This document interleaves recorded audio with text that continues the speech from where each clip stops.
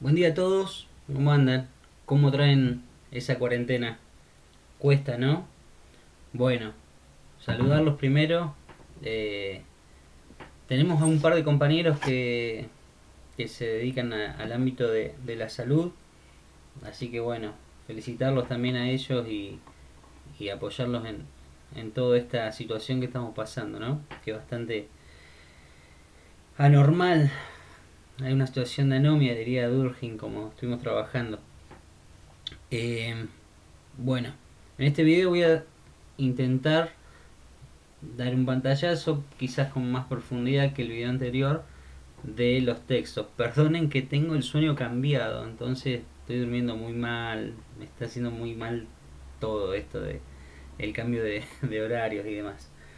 Eh, Decidí hacerlo ahora para aprovechar un poco la luz del día, pero soy más vivo de noche, así que si tienen dudas, a las 2 o 3 de la mañana es la hora que me encuentro. Después, a la mañana no. Y lo estoy grabando con la compu porque es más liviano para subir a YouTube. Si lo grabo en el teléfono, por más que lo ponga en baja calidad, es muy pesado. Bueno, explicación en generales. Mientras me tomo unos mates, vamos a hablar un poco de la unidad del eje 2. Esto no tiene la modalidad de clase, sino más que bien de una explicación de qué va, los textos, la idea de la unidad. Como les dije en el otro video, para las clases la dinámica es distinta porque te permite ir interactuando, permite trabajar sobre preguntas disparadoras. Pero bueno, en fin, no lo demoro más. Voy a tratar de que no sea muy largo este video y vamos a arrancar. El eje 2 se llama o está titulado Educación y Estado. Dos fenómenos no nuevos, relativamente nuevos en sinónimo de instituciones, ¿no? Porque son fenómenos que se vienen dando no en calidad de algo estable y fijo, pero a lo largo de la humanidad, la educación, la transmisión de cultura, de normas, podemos hablar ya de moral, de ética, son transmisiones culturales, ¿no? La educación que estamos trabajando nosotros es una educación formal, institucionalizada, que poco tiene que ver con la transmisión de normas culturales. No, poco no, tiene que ver mucho. Pero me refiero no a las formas no institucionalizadas. ¿Bien? Y el Estado, como van a ver un poco en el texto de Filmus, Daniel Filmus, la mayoría lo conoce, fue ministro de Educación, es una persona muy vinculada a los procesos educativos en cuanto a teoría, en cuanto a su historia. Perdón, tuve que pausarlo porque pasaba una moto y me iba a terminar opacando todo el sonido. Perdón, estas cosas van a pasar en el video.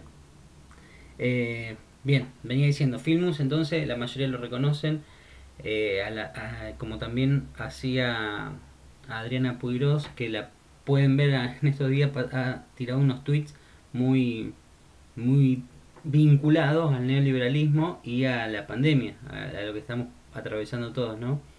Les recomiendo que vean las noticias del despelote que se armó. Bueno,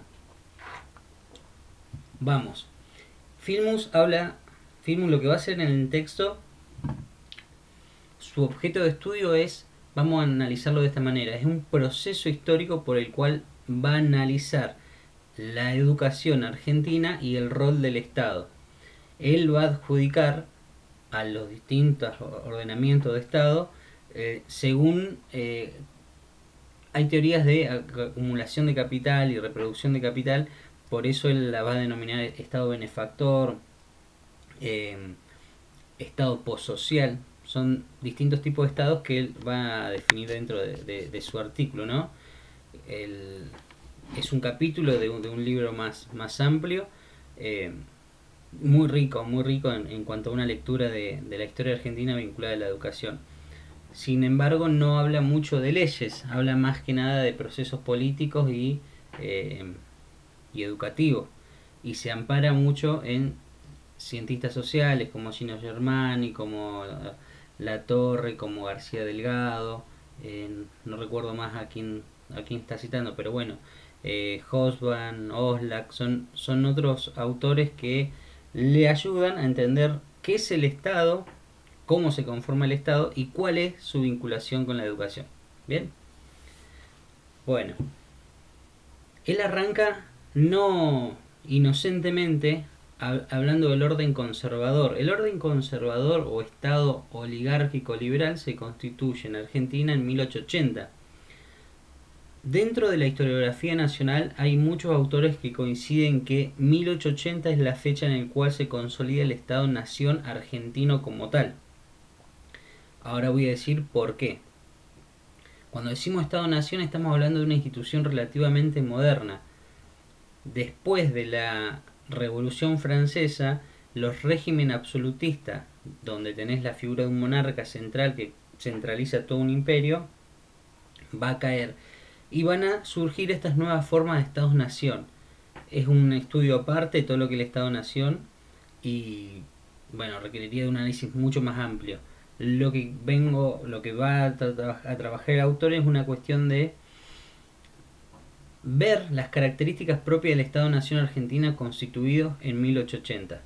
Bien, en 1880 dice Filmus, pero se ampara en Oslak para decir, y en Alperín Dongui, son dos historiadores argentinos, que van a plantear esto. ¿Por qué 1880 va a definir esa historia que empezó allá por 1806 o 1810, depende de a quién le guste la visión más mitrista de la historia? Hay algunos que lo consideran que 1810 fue el inicio de la historia argentina. Yo en lo particular me remonto a las invasiones inglesas de 1806, porque la historia argentina no la hicieron los grandes hombres, sino que hay un compendio de bajo pueblo, de elite, de distintos referentes de distintos tipos. No me voy a meter en la cuestión histórica, quiero plantear esto. 1880, fecha fundamental para entender la centralización del Estado. ¿Por qué? Porque en 1880 hay al menos 2 o 3 factores principales que determinan el Estado-Nación argentino. Por eso el autor toma esta fecha. 1. Se constituye la totalidad del territorio argentino con la conquista al desierto, ese famoso desierto que, como todos saben, si es desierto no está habitado y nuestras tierras estaban habitadas. Se constituye la totalidad del territorio. ¿Qué quiere decir con esto? Que un país naciente como tal y un Estado-Nación fuerte necesita un territorio definido. Ese territorio no era para hacer parques de diversiones, sino que era tierra vinculada a un proceso económico que se va a acentuar bastante en 1880, que es el modelo del MAE, modelo agroexportador. El modelo agroexportador es por definición, es la mejor definición de una economía organizada dentro del territorio, que es otra de las características que tiene que tener un Estado-Nación. Bien, una economía organizada y una economía nacional, donde se pueden ver ya las nacientes economías regionales, cuyana, pampeana, sobre todo la pampeana, que es la más fuerte de Argentina, ¿no? Tener la centralización del poder puesta en Buenos Aires, hecha capital, ¿sí? Y el Estado tiene el monopolio de la violencia ya instituido. ¿Qué quiere decir? Que ya no hay caudillos, no hay referentes provinciales que le van a combatir el Estado central de Buenos Aires, con Roca a la cabeza. Ahí tenemos 1880. Ahí tenemos la Argentina fuerte, el Estado-Nación argentino fuerte, que empieza a pensarse hacia, bueno, la actualidad, o donde estamos hoy. Detalle, no nace, o sea, nace como Estado-Nación fuerte, pero no es un proceso que nace en un año, es un proceso que se viene trayendo desde, bueno, ya les dije, 1810, 1806, donde tenemos un montón de procesos en el medio, donde tenemos caudillos, tenemos ligas, provincias que se van a disputar el poder con Buenos Aires por el uso y usufructo del puerto. Historia hermosísima y muy larga, que no viene a la colación, sino que tiene que ver con esto. Volviendo al Filmus, él va a plantear que el Estado oligárquico tenía tenía una función principal vinculada a la educación, que era la integración o integrar a los valores nacionales de la población. Entonces, ahí viene la moto de vuelta. Ahí pasó, vamos a seguir. Perdón.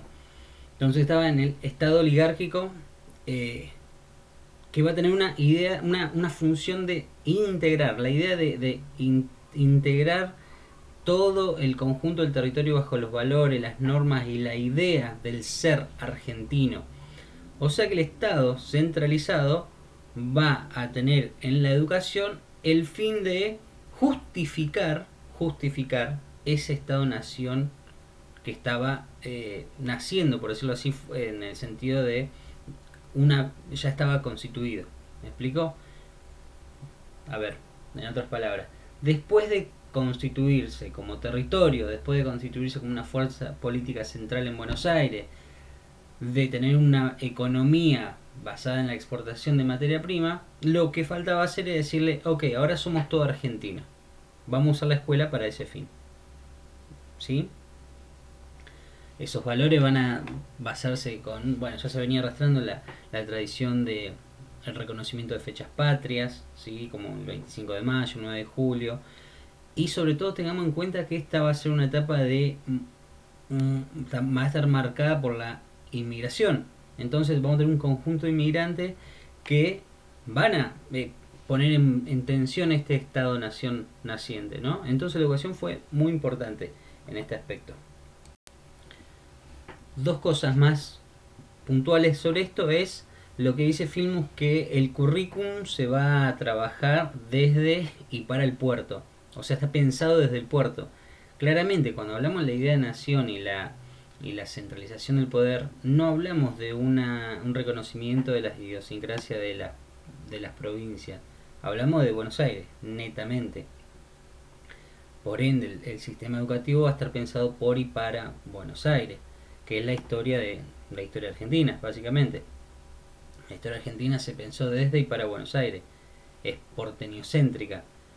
De pronto nuestra historia patagónica, ¿dónde resurge? Resurge con un conflicto en Buenos Aires, con la Patagonia rebelde. ¿Me explico? Debatible, obviamente. Hay mucha historia local, pero los medios de distribución y de reconocimiento académico de la historia se da en Buenos Aires.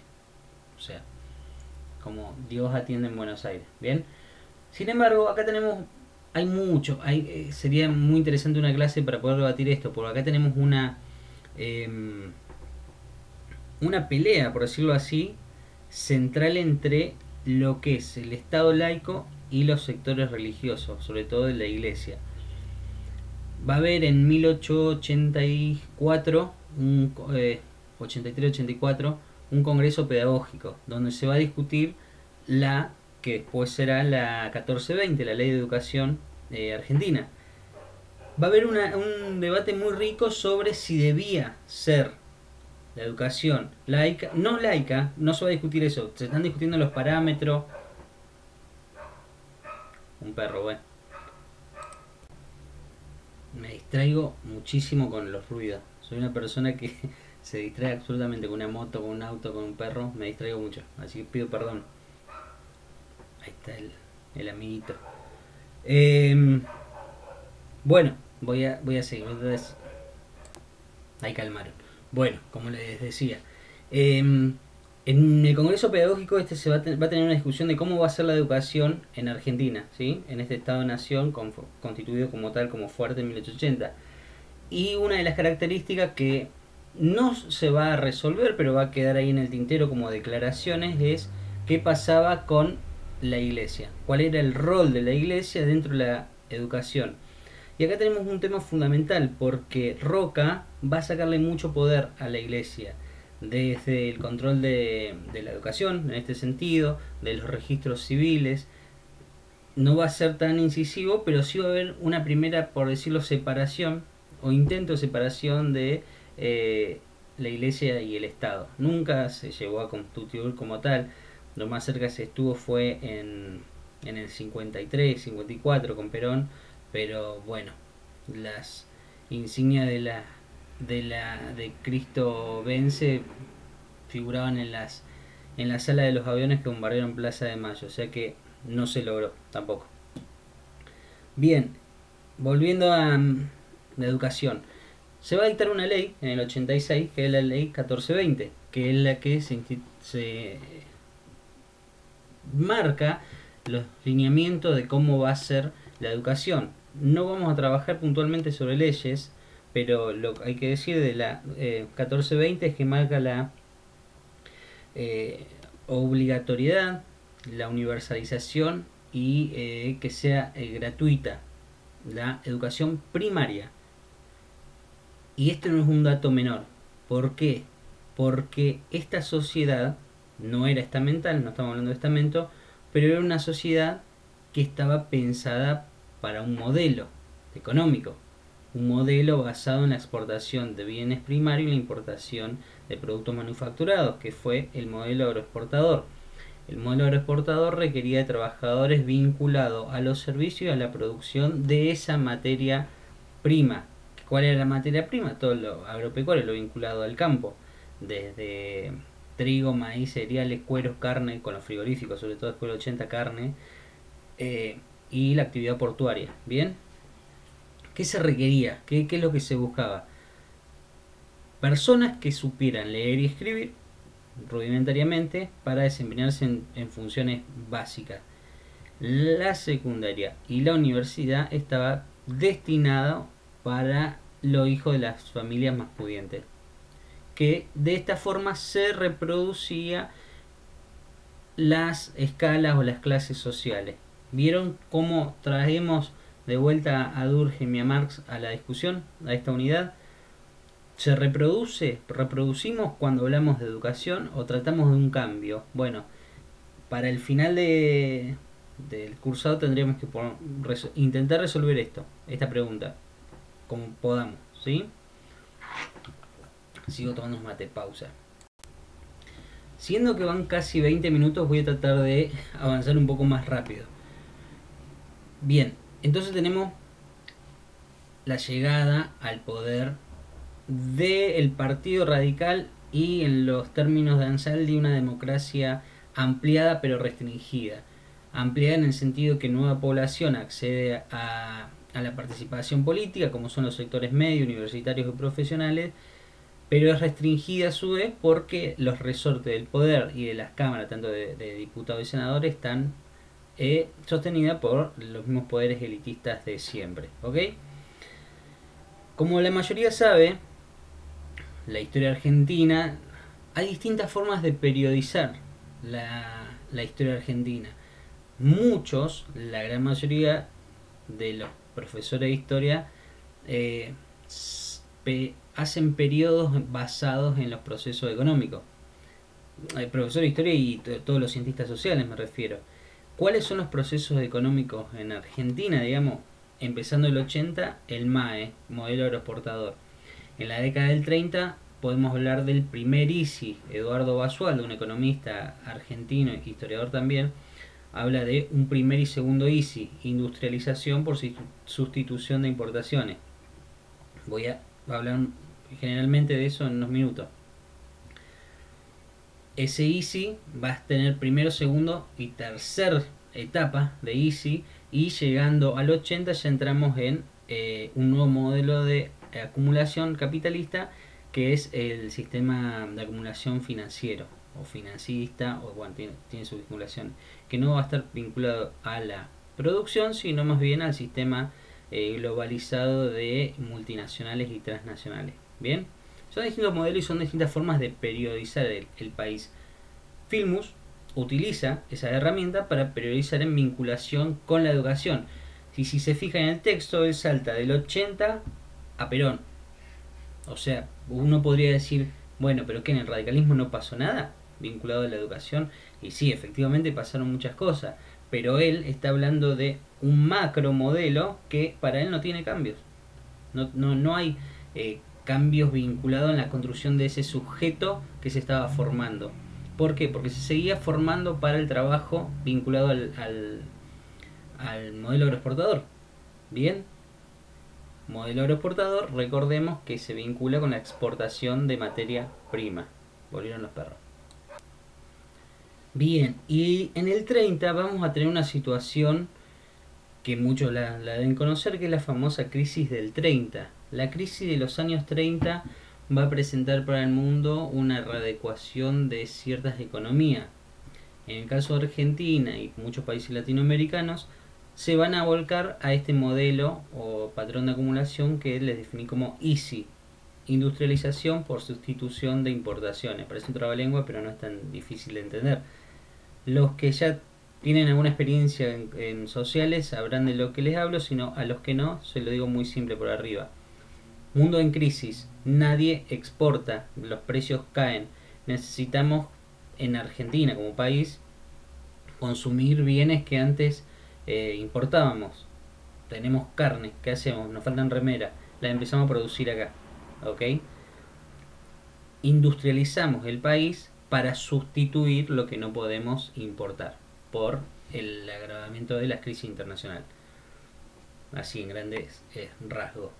En el 30 comienza en el 30 justo con los golpes de estados de los años 30 de la década infame, y se va a acentuar fuertemente entre el 46 y el 73. ¿Sí? Son procesos, un proceso de industrialización que está asociado a que al Estado benefactor o al Estado social o al Estado de...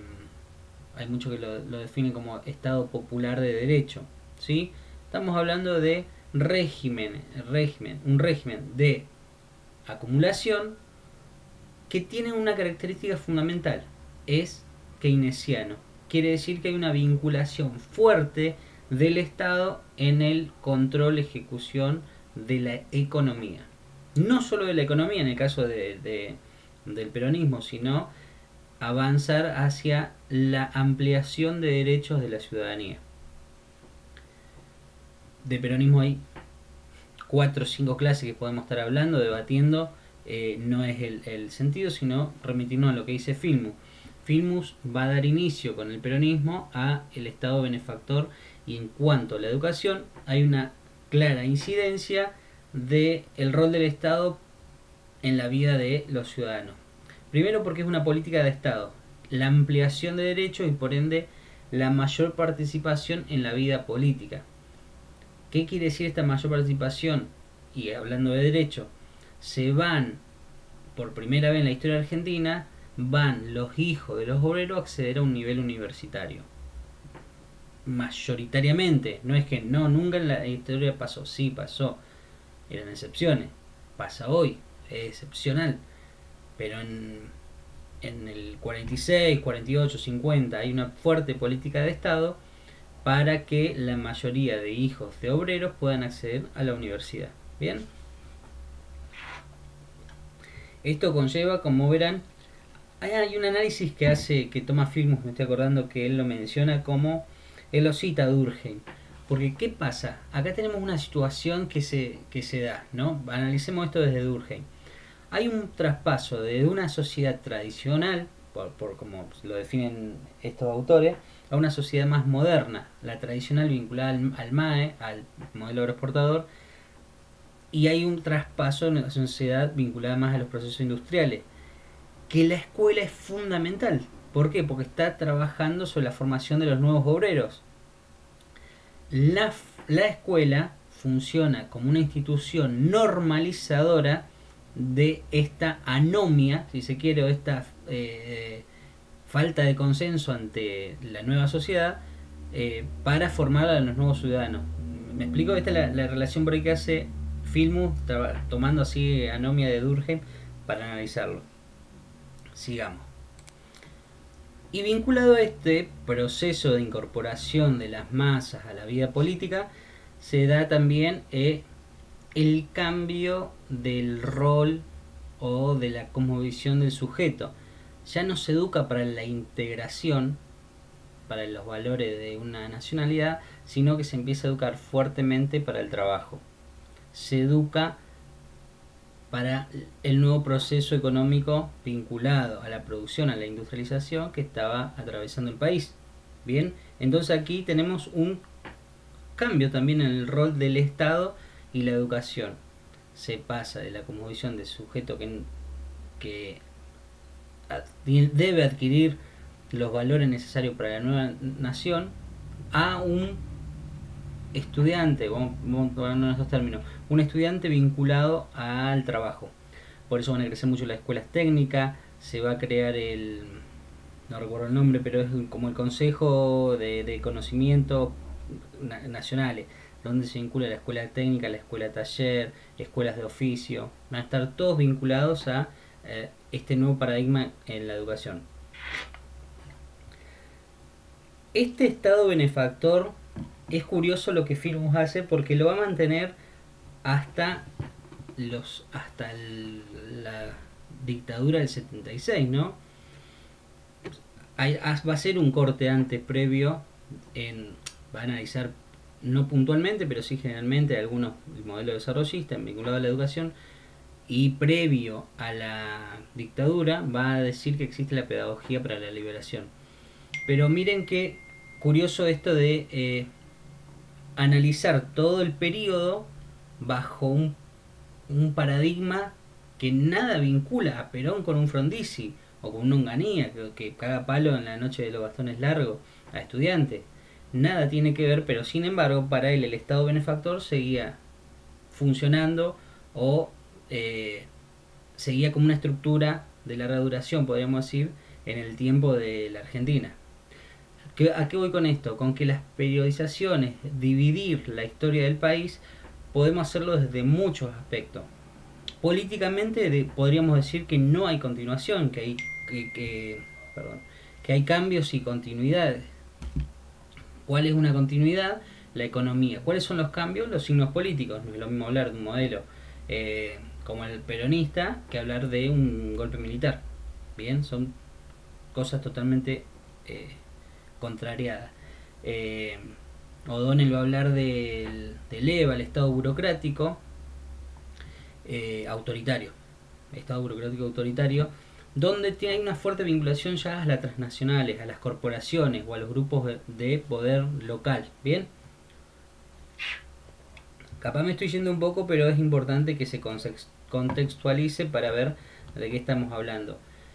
Entonces Firmus va a hablar de que este periodo también hay una suerte de formación vinculada a la educación, pero más tecnicista. Bien, estamos hablando del mismo proceso, estamos hablando de un proceso que con más o con menos derechos, dependiendo del signo político, está pensando en la formación de ciudadanos vinculados al trabajo. Bueno, y volviendo a la idea esta de priorización, Firmus lo que va a hacer es tratar de trabajar algunos aspectos que no se le quieren ir de su análisis, que es lo que pasa entre el 73 y la llegada de Menem al poder en el 89. Él habla de tres ¿cómo podríamos definirla? Tres aspectos, tres características vinculadas a la educación, vinculadas a la función de la educación. Habla de educación para la liberación. Bueno, se da en el 73 y en el 76. Estamos hablando de un momento muy convulsionado de la historia latinoamericana, no solamente argentina. Estamos atravesados por golpes militares, por unos planes de formación de una élite militar para el control de el enemigo interno, que una lógica del Plan Cóndor, una lógica propiamente de Estados Unidos, nada nuevo, no historia nueva. Sin embargo, acá en Argentina va a repercutir con una sangrienta dictadura en el 76, que se llamó Proceso de Reorganización Nacional. Miren qué curioso esto. El proceso que arrancó en el 80 se llamó el Proceso de Organización Nacional. El 80, vinculado a los terratenientes, una fuerza militar que aniquiló toda la población originaria, repartió tierras a gusto y criterios varios, que hoy en día también son los dueños de los campos, por ejemplo, aledaños. Datos nomás, digamos. Son datos que históricamente se pueden analizar, ¿no? Ese proceso se llamó Organización Nacional. ¿Sí? A sable y a escopetazo se conquistaron los campos para el MAE. El proceso de reorganización del 76 se vinculó a la formación de una élite vinculada al sistema financiero. Arrancó ahí. Los 90 va a ser la frutilla del postre, nada más que de ese proceso que empezó ahí. Hablamos de una consolidación de deuda externa que creció exponencialmente. Hablamos de la destrucción de la industria nacional. Bueno, un análisis histórico aparte. En cuanto a la educación, del 73-76 había un sector de la sociedad vinculado a la formación secundaria y universitaria que tendía a romper esa lógica. Es un programa de liberación nacional o liberación latinoamericana. Se engloba en un contexto de economía para la liberación. También tenemos el sector vinculado a la iglesia, los sacerdotes tercermundistas.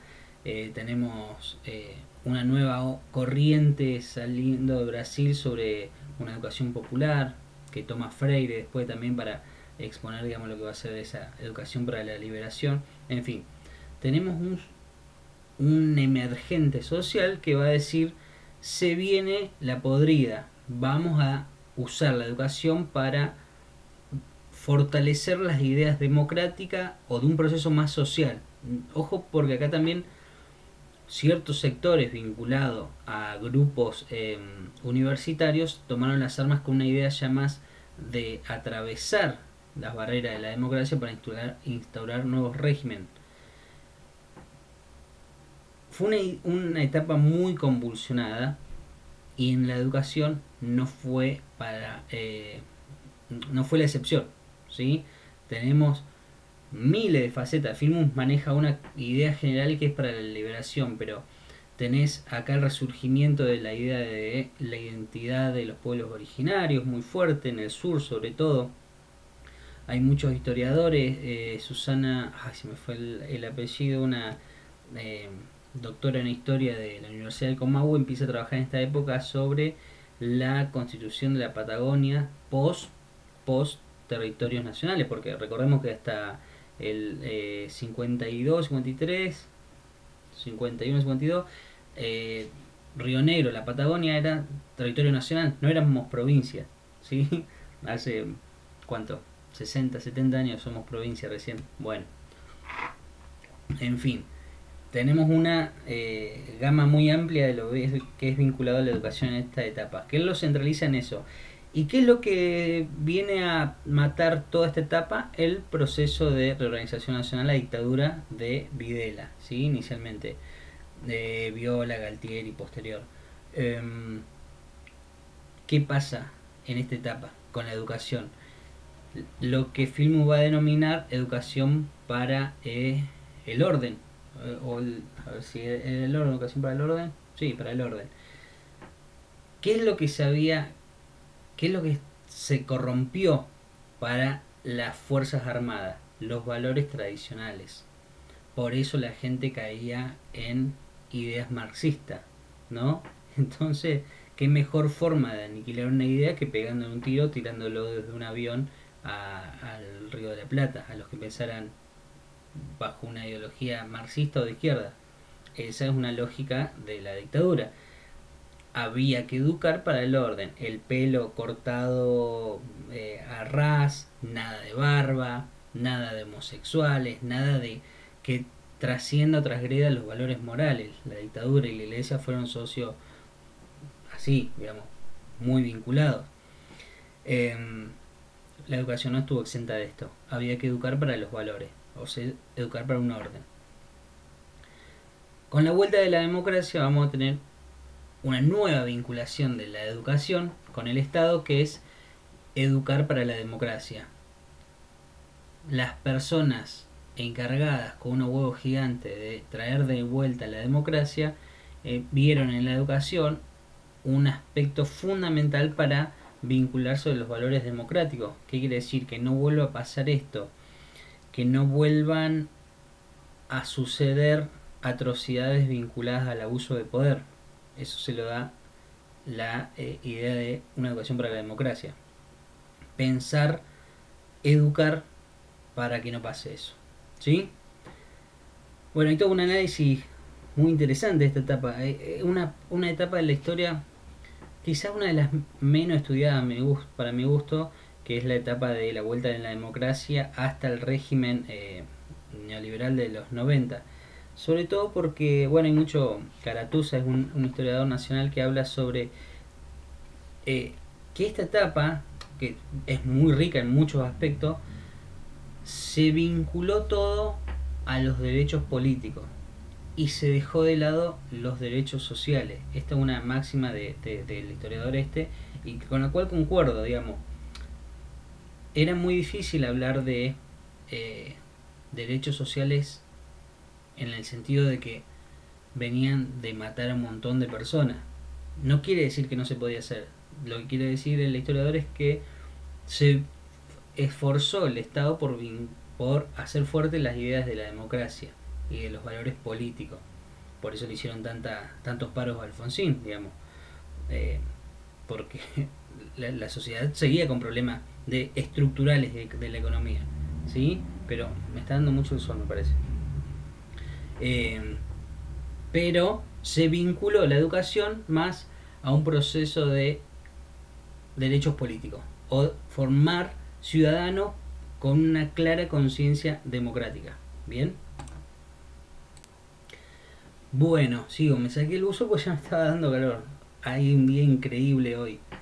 Decir que no se puede salir a hacer nada porque pocos días como esto. Bueno, sigamos, no los quiero. Ya van, ¿cuánto? 36 minutos. Voy a pasar a los otros autores y voy a cerrar porque no los quiero aburrir tampoco ni cansar viendo tanto rato un video. Bien, estamos en los 90, ya pasamos 100 años de historia en media hora, de historia vinculada más que nada a la educación. Bueno, acá llegamos a lo que Adriana va a vincular con el proceso de el neoliberalismo con la educación. Interesante análisis que hace, bueno, lo que yo les pasé es un artículo, pero ella va a trabajar sobre varios libros para dar cuenta de qué es lo que pasó, haciendo un análisis más rico sobre las leyes, la ley federal de educación sobre todo, de Menem. Em, Acá lo que interesante del texto de ella es ver por qué se llega a, digamos, a esa transformación de los 90 en la educación sin que nadie ponga un grito en el cielo, sin crítica prácticamente, ¿no? Y lo que dice la autora es que hubo un error de diagnóstico de la situación vinculada más a una fuerte impronta tecnócrata de los 90 vinculada a la economía de costo-beneficio. ¿Qué quiere decir? La educación pasaba a ser un análisis económico más que a un análisis vinculado a los derechos sociales. ¿Está dando mucha luz? No veo. Bueno. Entonces ya se empezó a hablar de calidad. Hoy cuando hablamos de calidad educativa, estamos hablando en términos también de los 90, de la calidad educativa de los 90. Si bien le podemos dar una vuelta de tuerca y hablar de otros sinónimos de calidad, como lo va a hacer Gluz en el otro artículo, estamos hablando de la impronta que se le da en los 90 a la cuestión de calidad, a la cuestión de individuo y a la cuestión de relación de la educación en base a costo-beneficios económicos. ¿Bien?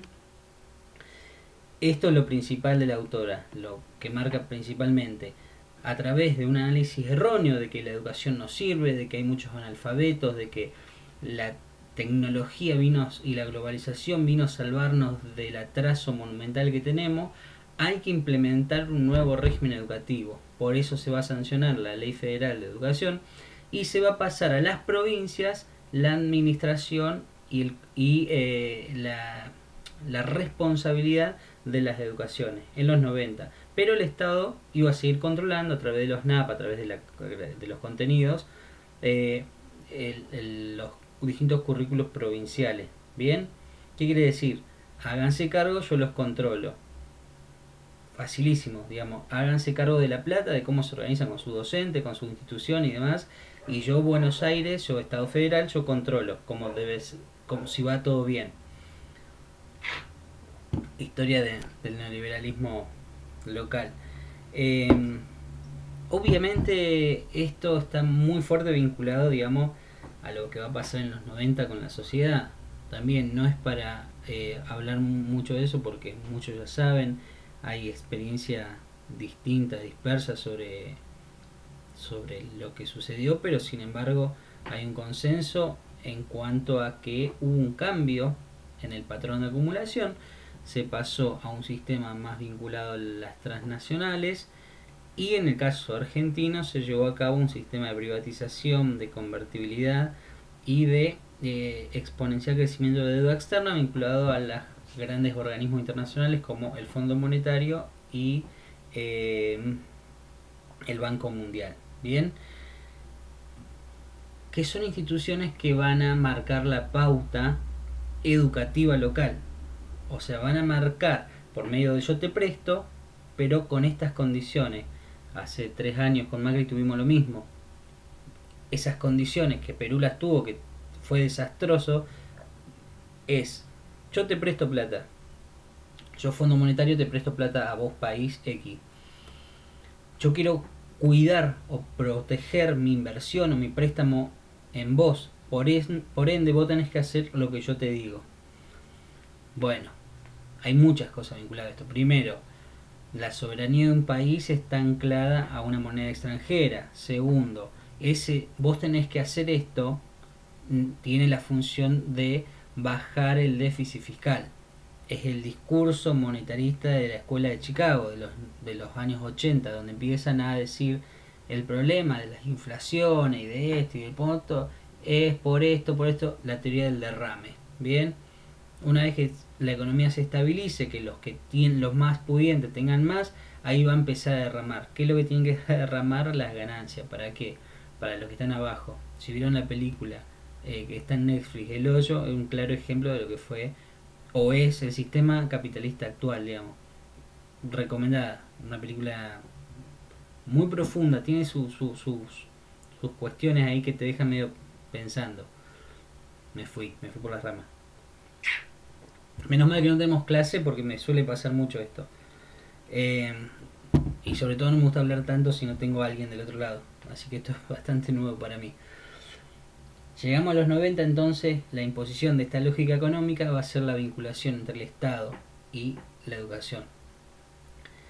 Y finalmente Gluss va a hablar sobre este cambio de signo político que se da con la llegada de Néstor Kirchner en 2003 al poder, con la vinculación con la educación o el régimen de los gobiernos nacionales y populares de los últimos años. ¿Qué pasa con la educación en estos años? Bueno, dos cuestiones fundamentales. El rol del Estado vuelve a ser central en la ejecución, administración y control de los procesos educativos. En el 2006 se va a sancionar la Ley Nacional de Educación, que estipula la adecuación de los NAP y de nuevos contenidos para con la cosmovisión de sujeto que aprende, el ciudadano. Ya no es más un servicio la educación, no es más algo vinculado a la economía, sino más vinculado a los derechos, ¿sí? En ese sentido se va a distribuir, por ejemplo, se van a llevar a cabo medidas como el Plan Conectar Igualdad. A los que les toca dar clase en situación de pandemia, hoy entienden lo importante que fue en su momento el Plan Conectar Igualdad, que se desmanteló completamente después del 2015. Si ese programa se hubiese continuado, hoy en la situación actual tendríamos una situación de conectividad para con los estudiantes totalmente distinta. Podríamos discutirlo vía Zoom o también esto se presta siempre para sociales. En realidad los cientistas sociales, las carreras sociales se prestan para yo creo que bien, todo es discutible, pero lo que a mí no me cabe la menor duda de que Conectar Igualdad hoy hubiese generado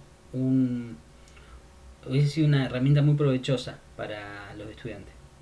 Bien, lo que va a decir Gluss entonces es el cambio de signo político va a llevar un cambio en la educación. Y hablar de la educación como derecho implica que también esté vinculado a la idea de sujeto. La idea de sujeto no solamente el que estudia, sino el que vive. Y el que vive necesita comer. Por eso la AUH, la Asignación Universal por Hijo, va a tener una fuerte vinculación con la educación. Si alguien percibe la Asignación Universal por Hijo, debe presentar, o bueno, ahora ya no sé cómo estará eso, pero debía presentar dos cosas: un régimen de vacunación y un régimen de escolaridad. Fundamental. ¿Qué quiere decir? Vos vas a tener un beneficio del Estado, pero como contrapartida tenés que educar a tu hijo, tenés que vaya a la escuela y demás. Podemos hablar de porque esto es lo importante acá, creo yo, es la discusión entre inclusión y calidad, que es una discusión actual. Hoy en la escuela, hoy 2020, estamos hablando de este cambio de régimen que sucedió en el 2006 y que todavía estamos discutiendo. Inclusión y calidad. Discusión amplia si las hay. ¿Qué quiere decir en términos generales? ¿Qué hacemos con los estudiantes? ¿Los hacemos ingresar manteniendo un nivel de educación o subimos el nivel y excluimos a una gran franja de estudiantes que no pueden seguir por distintas cuestiones, ¿no? en la escuela? ¿Qué hacemos? Educación para poco, volvemos a los 80. ¿Educamos? ¿Para quién educamos? Bueno, estas son cuestiones que vamos a trabajar en la próxima unidad. Siempre dejo como seguirá, el continuará esta discusión sobre para quién estamos educando. Pero es importante que ustedes vean en este aspecto que el Estado es fundamental en la educación. Como vimos en la unidad 1, la sociedad no es una cuestión natural, es una cuestión que se construye, que se combate, ya sea desde una visión de cohesión o de consenso, o una visión más de conflicto, de constante lucha de intereses. Ahora vemos que el Estado y la educación no es una cuestión, una relación amigable e inocente, sino que una relación que conlleva intereses por parte de los gobiernos de turno, por parte de las vinculaciones con otros países, los regímenes de acumulación y demás. En la tercera unidad vamos a ver, vieron que vamos de más grande a más chico, digamos, el análisis. Vamos a ver qué es esto de inclusión y calidad, qué es una escuela pública, para quién se educa, cuál es el sujeto hoy. Bien, viendo que el sol me está matando ya y que ya me estoy cansando. ¿Cuánto van? 40, casi 50 minutos de video. Espero que se haya grabado porque me llevo a morir si no se grabó. No importa, se graba de vuelta. Voy a dar los lineamientos para la entrega de este trabajo. Subí un artículo sobre estructuras y formas de entregas académicas. Espero que lo lean, espero que lo tengan en cuenta, porque va a ser uno de los criterios de acreditación para este práctico. Voy a tener en cuenta las entregas. Léanlo: portada, biblio, estructura de márgenes, interlineado de letra, justificado, bueno, y principalmente normas APA, ¿sí? Cita. Si van a decir según Filmus, según Poirot, según alguien, abren comillas, ponen una anotación, pie de página como obra completa, o entre paréntesis apellido y año. ¿Por qué se hace el apellido y año? Apellido y año es apellido del autor quien escribió eso, Peralta 2020. Bien, por lo general hay una obra de ese autor por año, pero hay autores que escriben más de una obra por año. Entonces se pone Peralta 2020B, ¿sí? Peralta 2020C, y quien quiera ir a buscar eso va a ver si A, la primera publicación, B, C, ¿sí? En este caso no hace falta. Ya no estoy viendo casi mucho la pantalla, espero que se vea bien. Eso en cuanto a estructura y forma. Hoy es sábado 25, van a tener 2 semanas para leer y entregar estas actividades, y ahora con el video voy a subir el trabajo. Esas son las normas, los criterios para acreditar el trabajo. Tener en cuenta la estructura, la forma, responder las consignas. Cuando digo responder la consigna es: lean bien las consignas, no son difíciles, son claras, y si tienen dudas sobre antes de responder, me escriben, me preguntan por cualquier medio, ¿sí? Prefiero que me pregunten a que yo después les tenga que decir: hacelo de vuelta. ¿Algo más que les quería decir? No. Creo que con eso ya estamos. Voy a pausarlo y voy a pensar.